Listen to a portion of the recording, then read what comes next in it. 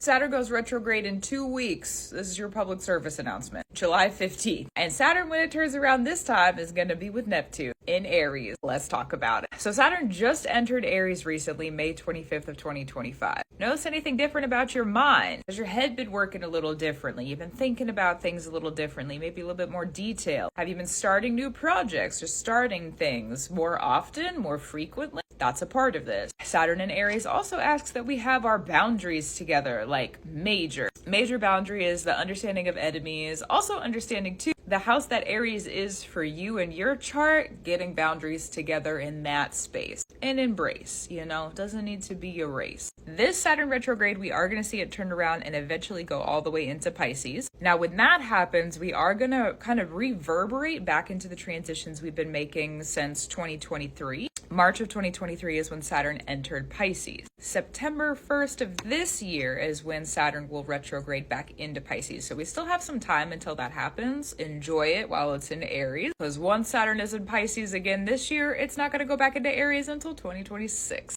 I don't know about you, but I know about me and Saturn in Pisces. Let's move on. I would like to be done, but we still have some time left. So before Saturn goes retrograde, one of the things that I like to give out as kind of a notice to people is just see what intensely starts to kind of build up. Before Saturn turns around, it has to gravitationally stop, ground, and then turn around. And because Saturn is a ruler of things like time and gravity, okay, that turnaround can be a little bit more dense. So if you notice, just like in a Mercury shadow period, you kind of notice what the themes are, and then we go through the retrograde, and then there's the post shadow period as well. So if you're noticing themes of what is starting to get a little bit more dense, or you're noticing the lessons that could be just a little bit more intense before Saturn turns around July 15th, that's probably going to be the focus while Saturn is retrograding. Saturn is going to be retrograde until November 28th, which is also non-ironically, a third quarter moon? First quarter moon. It's a first quarter moon in Pisces on that day as well. And there's going to be a Venus and a dark moon conjunct in Scorpio, which is going to be pretty interesting. More on that another time. Follow along for more if you want, if you're not already. Well, we are about to walk into some interesting astrology for the rest of this year. Again,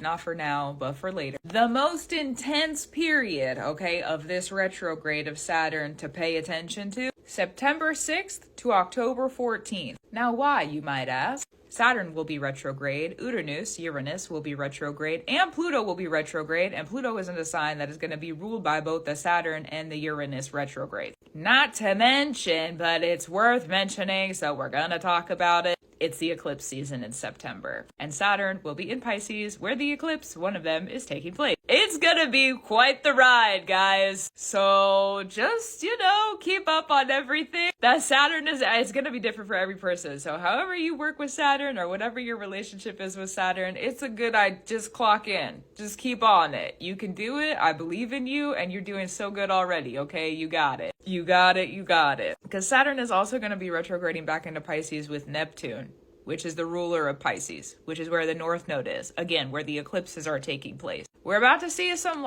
really crazy shifts.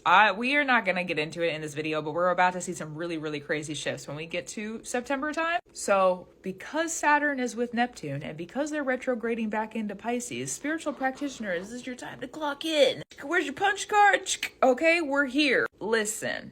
You and your relationship with spirit, you and your relationship with your spirit, now is a time, it's been a time, and now is the time to really check in with you. How are you doing? Check in with your spirits. What's going on there? Do they need anything? Do you need to work in your practice? How do you need to do it? That is your business, not mine. Just a reference of if you feel like you need to ask the question, okay? Because once we get to September time, I've been saying it all year, and I'm going to say it again here. Spiritual practitioners, we have a leg up this year with the transits that are happening. Those who are spiritually clocked in, those who have been practicing or are picking up a practice right now, it's your time to shine, okay? So let it shine a little bit.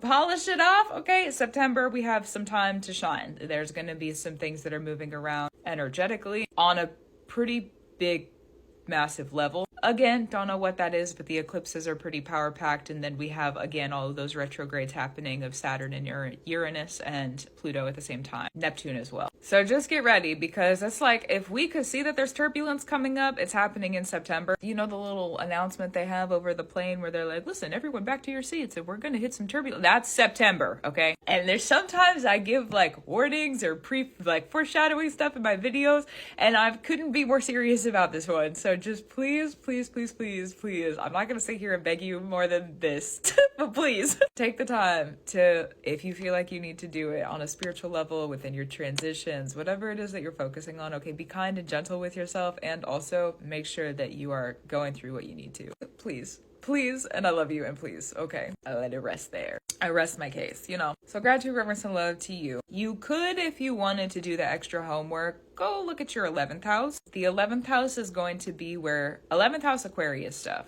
Uranus as well, if you want to count that. That's where the turbulence is going to be really like fine-tuning us throughout the September, early October time. And then, of course, the South Node and the North Node in Virgo and Pisces. That's going to be extra homework for a little bit later on. We've already been in the Saturn and Pisces energy, so it's going to feel kind of familiar, but definitely the Aquarius 11th house. Like, if you want to go and look at that area of your life and be like, what is going wrong? Is there anything going wrong? Is there anything I can fine tune before we get, ask yourself the questions, you know, check over that area of your life, friend groups, colleagues, how you relate to society.